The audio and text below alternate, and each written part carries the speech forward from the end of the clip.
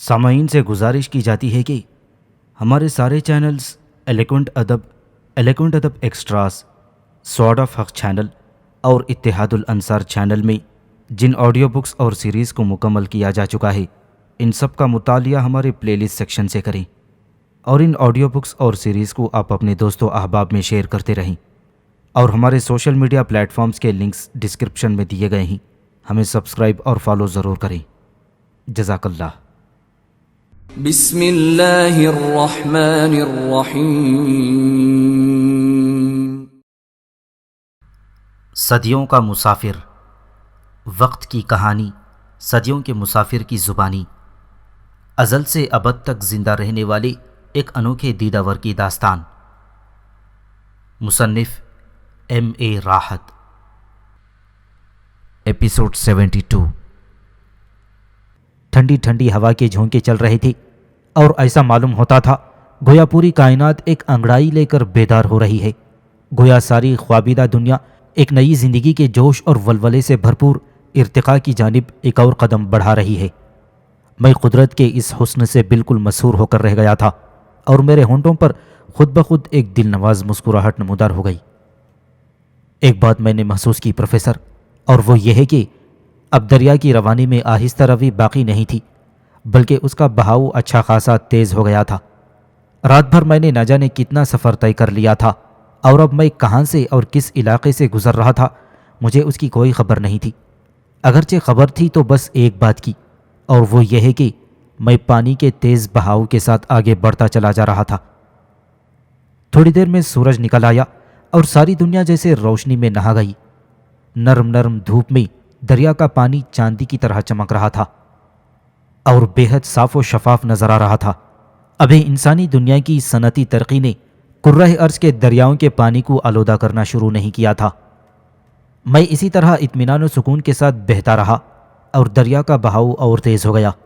دوپہر گزری، شام آئی اور پھر رات ہو گئی۔ رات ہوتے ہی میں نے اپنے آپ کو میٹھی اور پرسکون نیند کے حوالے کر دیا اور دنیا و ما فیہا سے غافل ہو گیا۔ جب آنکھ کھلی تو صبح ہو رہی تھی۔ اس طرح 5 دن اور 5 راتوں تک میں دریا کے تیز بہاؤ کے ساتھ بہتا رہا۔ چھٹے دن کو صبح کو میں نے واضح طور پر محسوس کیا کہ دریا کے بہاؤ میں بہت زیادہ تیزی آ گئی ہے اور پانی کا شور بھی بہت زیادہ ہے۔ پانی کے بہاؤ اور تیزی میں برابر اضافہ ہوتا چلا جا رہا تھا، یہاں تک کہ چند گھنٹوں کے اندر اندر پانی کے شور کی آواز میرے کانوں کے پردے پھاڑنے لگی تھی۔ مجھے یہ سمجھنے میں دیر نہیں لگی پروفیسر کہ اب میں اس جگہ کے قریب آ گیا ہوں جہاں یہ وسیع و عریض اور پرشور دریا سمندر میں جا گرتا ہے۔ میرا اندازہ غلط نہیں تھا پروفیسر۔ تھوڑی ہی دیر میں میں اس جگہ آ گیا تھا جہاں دریا اپنے آپ کو سمندر کے حوالے کر دیتا ہے۔ پانی کے گرنے کی آواز نہایت پرشور تھی۔ پانی کی دبیس چادر کے ساتھ میں بھی سمندر کے اندر داخل ہو گیا۔ کتنی دلچسپ بات تھی پروفیسر کہ میں جس طریقے سے بر اعظم افریقہ میں داخل ہوا تھا اسی طریقے سے اب اس بر اعظم سے رخصت ہو رہا تھا، لیکن فرق یہ تھا کہ جب میں یہاں آ رہا تھا تو اس وقت مجھے معلوم نہیں تھا کہ میں کہاں جا رہا ہوں، اور یہ محض اتفاق تھا کہ میں بے پناہ پھیلے ہوئے سمندر میں بہتے بہتے افریقہ میں آ نکلا تھا۔ لیکن اب جب کہ میں یہاں سے رخصت ہو رہا ہوں تو کم از کم اتنی بات ضرور معلوم تھی کہ میں افریقہ کی سیاہ زمین سے رخصت ہو رہا ہوں اور ایک بار پھر سفید اور گندمی بر اعظموں کی طرف روان دوا ہوں۔ ایک بہت ہی لمبی مدت کے بعد میں نے سمندر کو دیکھا تھا۔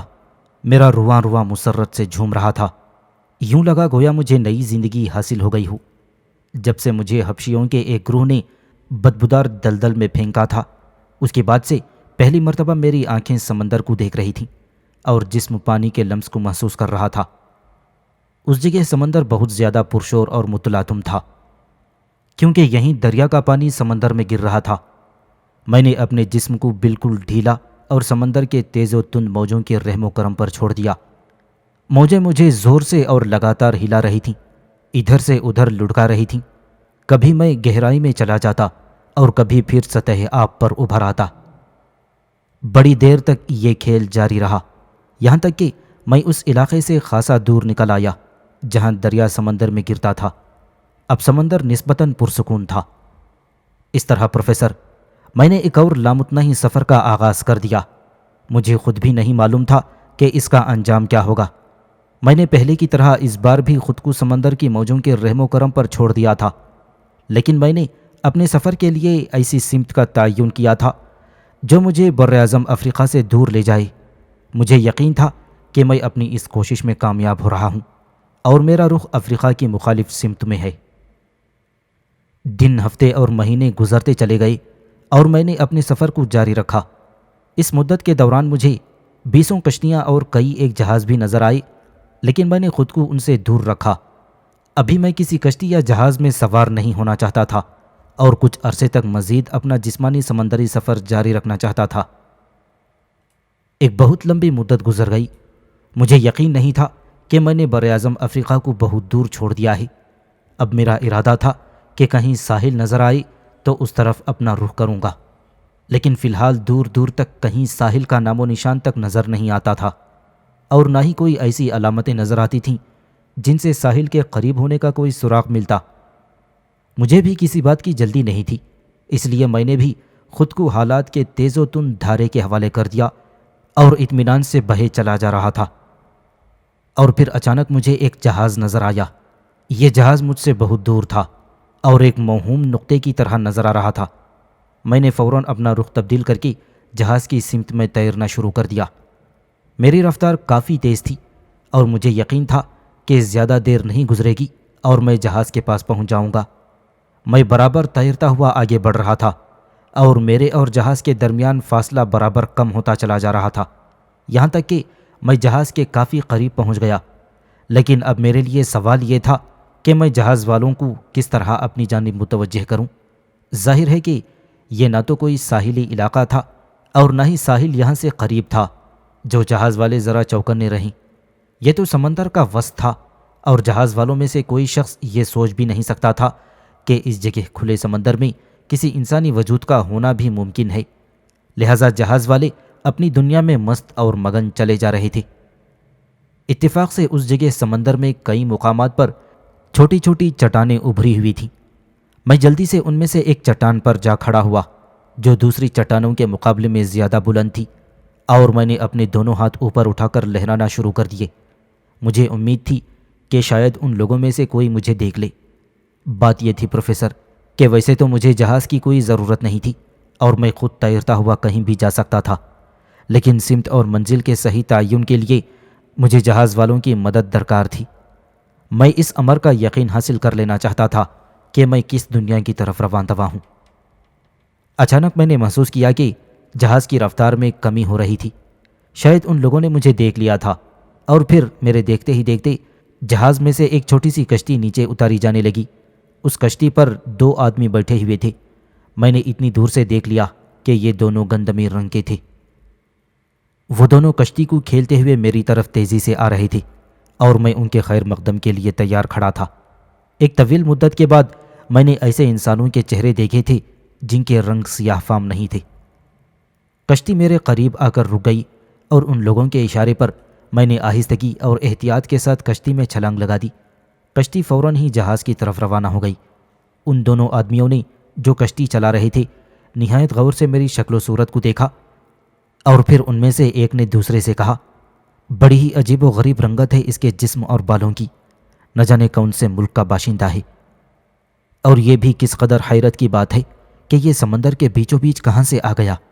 دوسرا آدمی بولا، نہ جانے کم بخت آسمان سے ٹپکا ہے یا سمندر سے اگا ہے، پہلے شخص نے کہا۔ میں ان دونوں کی گفتگو کا ایک ایک لفظ سمجھ رہا تھا۔ یہ لوگ قدیم مصری زبان بول رہے تھے۔ اس سے میں نے اندازہ لگایا کہ اس جہاز کا تعلق مصر سے ہے، نہ جانے یہ کہاں جا رہا ہے، اور میں نے سوچا کہیں یہ واپس افریقہ کی طرف تو نہیں جا رہا ہے۔ اگر ایسا ہے تو میں کسی وقت چپکے سے اس جہاز سے چھلانگ لگا دوں گا اور کسی اور جہاز کے انتظار میں قسمت آزمائی کروں گا۔ میں نے یہ ظاہر کیا کہ میں ان لوگوں کی زبان نہیں سمجھ رہا ہوں۔ کشتی آہستہ آہستہ چلتی ہوئی جہاز کے قریب پہنچ گئی اور پھر اسے ہم تینوں آدمیوں سمیت رسیوں کی مدد سے اوپر کھینچ لیا گیا۔ جہاز کے تقریباً سارے ہی مسافر عرشے پر جمع تھے۔ میں جب اوپر پہنچا تو 20 نگاہوں کا مرکز بن گیا تھا۔ ہر شخص مجھے غور اور حیرت کے ساتھ دیکھ رہا تھا، گویا میں کوئی عجوبہ ہوں اور سچی بات تو یہ تھی پروفیسر کہ میں تھا ہی عجوبہ۔ یہ سارے کے سارے گندمی رنگت کے لوگ تھے اور ان کے درمیان میرا جسم چاند کی طرح چمک رہا تھا۔ میں بالکل بے لباس تھا۔ کسی نے ایک چادر میری طرف اچھال دی اور میں نے جلدی سے اپنے تن کی اریانی کو ڈھانپ لیا، اور تب ایک دراز قد آدمی جس کے چہرے پر گھنی داڑھی اور مونچھیں تھیں باقاعدہ انداز میں چلتا ہوا میرے قریب آ گیا۔ میں نے اندازے سے سمجھ لیا کہ یہ اس جہاز کا کپتان ہے۔ اے حسین اور عجیب و غریب نوجوان، تم کہاں کے رہنے والے ہو اور بیچ سمندر میں کیا کر رہے تھے؟ اس شخص نے قدیم مصری زبان میں مجھ سے سوال کیا، لیکن میں نے جان بوجھ کر اسے کوئی جواب نہیں دیا اور اس انداز میں اس کی شکل دیکھتا رہا تھا گویا میں اس کی بات بالکل نہیں سمجھ پا رہا ہوں۔ یہ ہماری زبان نہیں سمجھتا، نہ جانے یہ کون سی زبان سمجھتا ہے، کپتان نے خود کلامی کے انداز میں کہا۔ شاید یہ آرمینی زبان سمجھ لے۔ کپتان کے قریب کھڑے ہوئے ایک اور شخص جو اپنے لباس اور حلیے کے اعتبار سے کپتان کا نائب معلوم ہوتا تھا، کپتان سے کہا تھا۔ میں نے اس موقع کو غنیمت جانا اور جلدی سے بول اٹھا، آرمینی، آرمینی، گویا اس کے جملے سے میں نے صرف آرمینی کا لفظ سمجھ لیا ہو۔ کپتان کے نائب کے چہرے پر مسکراہٹ آ گئی۔ کپتان بھی خوش ہو کر مسکرانے لگا۔ کیا تم آرمینی زبان بول اور سمجھ سکتے ہو؟ کپتان کے نائب نے مجھ سے سوال کیا۔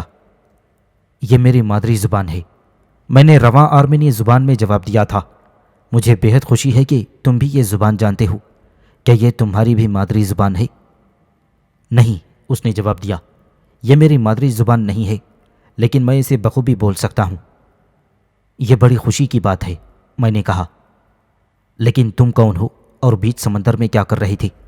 اس شخص نے پوچھا۔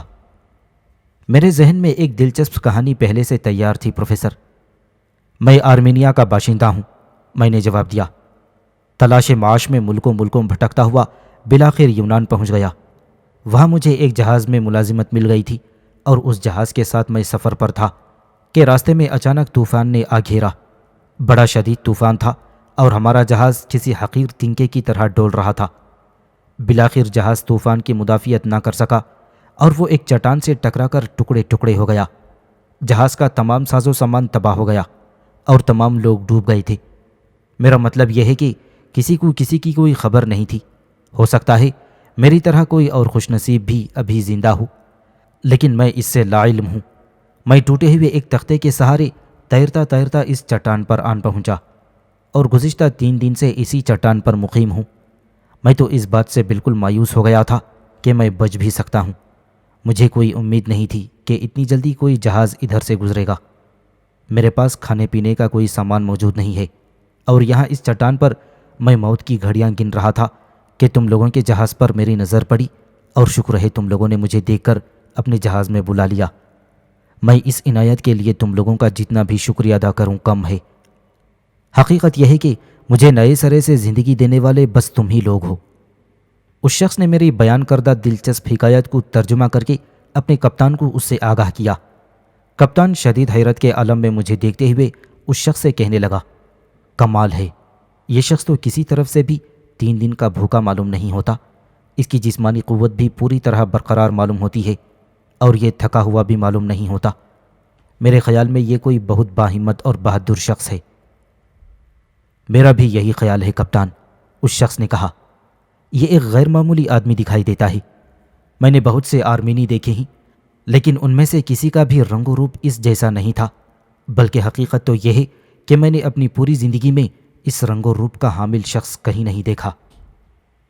اس سے اس کا نام تو پوچھو، کپتان نے کہا۔ او ہاں، اس شخص نے کہا، اور پھر آرمینی زبان میں مجھ سے مخاطب ہو کر بولا، دوست تمہارا نام کیا ہے؟ میں چند لمحوں کے لیے سوچ میں پڑ گیا پروفیسر۔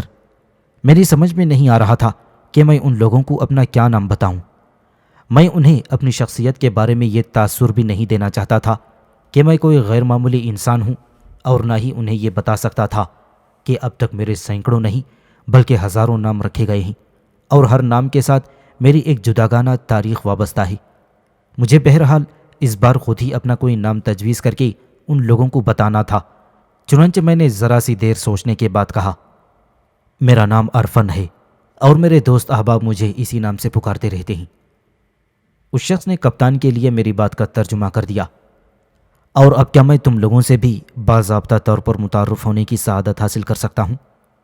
میں نے اس شخص سے مخاطب ہو کر نہایت شائستگی سے کہا۔ کیوں نہیں دوست، اس شخص نے جواب دیا۔ یہ تعارف چاہتا ہے، اس نے کپتان کی طرف اشارہ کرتے ہوئے کہا۔ یہ میرا ساتھی، میرا دوست، میرا افسر اور اس جہاز کا کپتان ہے۔ یہ بہت جہاندیدہ جہاز راہ ہے اور اس کی زندگی کا بیشتر حصہ سمندر کے سینے پر گزرا ہے۔ اس کا نام نفریتان ہے اور میرا نام ارقند ہے۔ میں نفریتان کا دوست ہوں اور اس جہاز کا نائب کپتان ہوں۔ ہم لوگوں کا تعلق مصر سے ہے اور اس وقت ہم سکندریہ سے چل کر ہند کی طرف رواں ہیں۔ ہمارا جہاز طرح طرح کے قیمتی ساز و سامان اور اجناس سے بھرا ہوا ہے۔ ہم یہ سامان لے کر ہند کے مغربی ساحل پر جائیں گے اور وہاں اس سارے سامان کو فروخت کر کے بہت سا سونا حاصل کریں گے۔ پھر اس سے ہم ہند کی بنی ہوئی قیمتی اور نادر اشیاء اور مسالے خریدیں گے اور انہیں لے کر مصر آئیں گے۔ اس طرح ایک پھیرے میں ہم بہت سی دولت کما لیں گے۔ دعا کرو کہ ہم لوگ بعافیت ہند کے ساحل پر پہنچ جائیں۔ میری تمام تر دعائیں تم لوگوں کے ساتھ ہیں، میں نے مطمئن لہجے میں جواب دیا۔ کم از کم اب مجھے اس بات کا اطمینان ہو گیا تھا کہ یہ جہاز افریقہ نہیں جا رہا ہے بلکہ ہندوستان کے ساحل کی طرف جا رہا ہے۔ میرے اور ارقند کے درمیان گفتگو ہو رہی تھی اور نفرتیان خاموشی سے ہم لوگوں کی باتیں سن رہا تھا۔ ظاہر ہے کہ وہ ہماری باتیں سمجھ نہیں پا رہا تھا۔ تم اس شخص سے کیا گفتگو کر رہے ہو ارقند؟ نفرتیان نے اسے قدیم مصری زبان میں پوچھا۔ ارقند نے مختصراً بتایا کہ میرے اور اس کے درمیان کیا گفتگو ہوئی ہے۔ میرا خیال ہے اس شخص کو کھانے اور پانی کی شدید ضرورت ہوگی، نفرتیان نے ارقند سے مخاطب ہوتے ہوئے کہا۔ مجھے تو اس بات سے حیرت ہو رہی ہے کہ یہ از خود کھانا پانی طلب کرنے کے بجائے ہماری باتوں میں مصروف ہو گیا ہے۔ واقعی یہ حیرت انگیز انسان ہے۔ تم نے ٹھیک کہا کپتان نفرتیان، ارقند نے اس سے کہا۔ مجھے اس کے کھانے کی کچھ فکر کرنی چاہیے۔ آؤ دوست ارفن، ارقند نے دوستانہ لہجے میں مجھ سے کہا۔ تم 3 دن کے بھوکے اور پیاسے ہو، لیکن شاید تم اس بات کو پسند نہیں کرتے کہ خود کوئی چیز طلب کرو۔ میں تمہارے اس رویے کی داد دیتا ہوں، لیکن تم اپنی زندگی کو داؤ پر مت لگاؤ۔ چلو میرے ساتھ۔ میں اور ارقند ایک طرف چل دیے تھے۔ میں نے دیکھا کہ جہاز اندر سے کافی بڑا تھا اور طرح طرح کے قیمتی ساز و سامان سے بھرا ہوا تھا۔ اس اثنا میں ہمیں کئی لوگ ملے اور یہ سب کے سب وہ لوگ تھے جو کچھ دیر پہلے اس وقت عرشے پر جمع ہو گئے تھے جب مجھے کشتی کے ذریعے اوپر کھینچا جا رہا تھا۔ میری حیران کن شکل و صورت دیکھنے کے بعد یہ لوگ پھر اپنے کاموں میں مصروف ہو گئے تھے۔ ارقند مجھے ساتھ لیے ہوئے جہاز کے باورچی خانے میں آیا جہاں طرح طرح کے لذیذ کھانے تیار کیے جا رہے تھے اور اس کی خوشبو نے واقعی میری بھوک کو چمکا دیا تھا۔ زوراس، ارقند نے ایک شخص کو مخاطب کرتے ہوئے کہا، ہمارے اس نئے مہمان کے لیے کچھ کھانے کو لاؤ۔ ضرور معزز ارقند، زوراس نے جواب دیا، لیکن یہ بتاؤ کہ یہ آسمان کا چاند زمین پر کیسے آ گیا؟ کہ تمہیں واقعی یہ چاند جیسا نظر آتا ہے؟ ارقند نے مسکرا کر پوچھا۔ جس کی چاہو قسم لے لو معزز ارقند، زوراس نے کہا، میں نے بھی اپنی زندگی کا بڑا حصہ ملکوں کی سیر کرتے ہوئے گزارا ہے، لیکن اس رنگ و روپ کا انسان میں نے آج تک کہیں نہیں دیکھا۔ یہ ایک حیرت انگیز انسان ہے۔ نہ صرف اس کے جسم کی رنگت سونے جیسی ہے بلکہ اس کے بال بھی ایسے ہیں جیسے سونے کے تار ہوں۔ اور یہ اپنے بارے میں کیا بتاتا ہے معزز ارقند؟ اس کا کہنا ہے کہ یہ آرمینی ہے، ارقند نے جواب دیا، اور یہ آرمینی زبان ہی بول سکتا ہے، ہماری زبان یہ نہیں سمجھتا۔ ممکن ہے اسے کچھ اور زبانیں بھی آتی ہوں، کیونکہ اس کا کہنا ہے کہ یہ ملکوں تلاش معاش میں پھرتا رہا ہے اور کچھ دن پہلے ایک یونانی جہاز پر کام کر رہا تھا جو ایک طوفان میں گھر کر تباہ ہو گیا اور ایک چٹان سے ٹکرا گیا۔ یہ کسی نہ کسی طرح بچ نکلا اور بالآخر ہم نے اس کی جان بچائی۔ یونانی جہاز میں؟ زوراس کی آنکھیں جیسے چمک اٹھی تھیں۔ پھر تو شاید یہ یونانی زبان جانتا ہو۔ مجھے یونانی بہت اچھی طرح آتی ہے، میں کیوں نہ اس سے یونانی میں بات کر کے دیکھوں؟ تم ضرور اس سے یونانی زبان میں بات کرنا، ارقند نے کہا، لیکن پہلے اس کے لیے کچھ کھانے پینے کا بندوبست کرو۔ بیچارہ سخت بھوکا ہے، لیکن تکلف کے مارے اپنی بھوک کا اظہار نہیں کر رہا ہے۔ زوراس نے ایک بڑی سی پلیٹ میں میرے لیے بہت سی تلی ہوئی مچھلی اور ابلے ہوئے آلو کے قتلے نکالے اور عمدہ شراب کا ایک جام بھر کر میرے سامنے رکھ دیا تھا۔ میں نے آرمینی زبان میں اس کا شکر ادا کیا اور کھانے میں مصروف ہو گیا۔ مجھے یقین ہے معزز ارقند کہ یہ کوئی معمولی انسان نہیں ہے، زراس نے آہستگی سے کہا۔ اس شخص کا چہرہ، اس کے بال، اس کا جسم اور اس کی رنگت، ساری کی ساری چیزیں ایک بات کی چغلی کھا رہی ہیں کہ یہ کوئی غیر معمولی شخصیت ہے۔ ممکن ہے یہ کسی دیوتا کا اوتار ہو اور کسی خاص کام کے لیے زمین پر بھیجا گیا ہو۔ زراس کی باتیں سن کر ارقند پہلے تو مسکرایا، لیکن پھر کسی سوچ میں پڑ گیا۔ چند لمحوں کے بعد وہ کہنے لگا، میں تمہاری بات کی مکمل طور پر نفی تو نہیں کر سکتا، لیکن سوال یہ ہے کہ یہ اگر کسی دیوتا کا اوتار ہے تو اسے ہمارے جہاز پر آنے کی کیا ضرورت محسوس ہوئی؟ یہاں یہ کون سا کام انجام دے گا؟ دیوتا کی مصلحتیں دیوتا ہی سمجھتے ہیں، زراس نے مدبرانہ انداز میں گردن ہلاتے ہوئے کہا۔ اس کے بعد وہ دونوں خاموش ہو گئے اور میں چپ چاپ کھانا کھاتا رہا۔ وہ مجھے کھاتے ہوئے دیکھتے رہے۔ میں نے کھانا ختم کیا اور شراب کا پورا گلاس حلق میں انڈیل لیا۔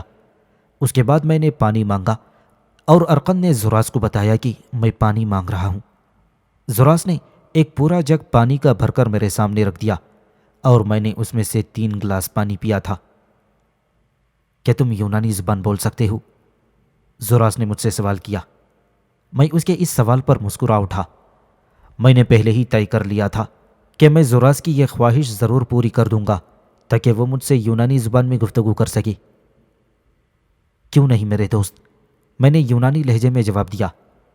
میں یونانی زبان بہت اچھی طرح بول اور سمجھ سکتا ہوں۔ میری زبان سے یہ الفاظ سن کر زراس بے حد خوش ہوا اور اس نے داد طلب نظروں سے ارقند کی طرف دیکھا۔ مجھے یہ نہیں معلوم تھا کہ ارقند کو بھی یونانی زبان تھوڑی بہت آتی ہے۔ ارقند نے مجھے خود ہی یہ بات بتائی۔ اس کا مطلب ہے کہ اس جہاز پر کم از کم 2 آدمی ایسے ضرور موجود ہیں جن سے میں اطمینان سے گفتگو کر سکتا ہوں۔ میں نے کہا، تمہاری شخصیت میرے لیے ایک راز ہے میرے دوست عرفن۔ زراس نے کہا، جو ارقند سے میرا نام پہلے ہی معلوم کر چکا تھا۔ میں نے دنیا کے بہت سے ممالک کی سیر کی ہے، لیکن تمہارے جیسے رنگ و روپ اور شکل کا انسان کہیں نہیں دیکھا۔ کہ تم ہم لوگوں کو اپنے بارے میں نہیں بتاؤ گے؟ ہم نے تمہاری جان بچائی ہے اور ہم لوگ تمہارے دوست ہیں، تمہارے دشمن نہیں۔ مجھے اس بات کا اعتراف ہے کہ تم لوگوں نے میری جان بچائی ہے اور اس کے لیے میں تمہارا شکر گزار ہوں۔ میں نے مسکراتے ہوئے کہا، لیکن میں یہ سمجھنے سے قاصر ہوں کہ تم مجھ سے میرے بارے میں کیا جاننا چاہتے ہو۔ میں معزز ارقند اور معزز نفرتیان کو پہلے ہی اپنے بارے میں سب کچھ بتا چکا ہوں۔ اب تم مزید کیا جاننا چاہتے ہو؟ میں تمہیں اس کے علاوہ اور کیا بتا سکتا ہوں کہ میں بھی تمہارے جیسا ایک انسان ہوں، اور جہاں تک میرے رنگ روپ اور شکل و صورت کا تعلق ہے تو ظاہر ہے اس میں میرا کوئی دخل نہیں۔ ہر انسان کی تخلیق و تشکیل قدرت کے ہاتھوں میں عمل آتی ہے، اور مجھے بھی قدرت نے ہی بنایا ہے۔ لیکن تمہیں بنانے میں قدرت نے شاید زیادہ ہی فیاضی سے کام لیا ہے، زراس نے کہا۔ ہو سکتا ہے، میں نے ہنستے ہوئے کہا۔ میرا خیال ہے کہ اب عرفن کو آرام کرنے دیا جائے۔ ارقند نے زراس سے مخاطب ہو کر ٹوٹی پھوٹی یونانی زبان میں کہا۔ وہ بہت زیادہ تھکا ہوا ہے اور اسے آرام کی ضرورت ہے۔ لیکن مجھے تو عرفن کہیں سے بھی تھکا ہوا نظر نہیں آتا، زراس نے کہا۔ وہ اس وقت بھی مجھ سے اور تم سے دونوں سے زیادہ چاق و چوبند اور تر و تازہ نظر آ رہا ہے۔ کیوں عرفن، میں غلط تو نہیں کہہ رہا ہوں؟ میں زراس کی اس بات کے جواب میں صرف مسکرا دیا، اور ارقند مجھے ساتھ لیے ہوئے ایک خالی کیبن میں آ گیا اور اس نے مجھے بتایا کہ آج سے یہ کیبن میرا ہے اور اس میں میں آرام کیا کروں گا۔ ارقند چلا گیا اور میں آرام سے لیٹ کر سو گیا۔ دن ڈھلے تک میں سوتا رہا۔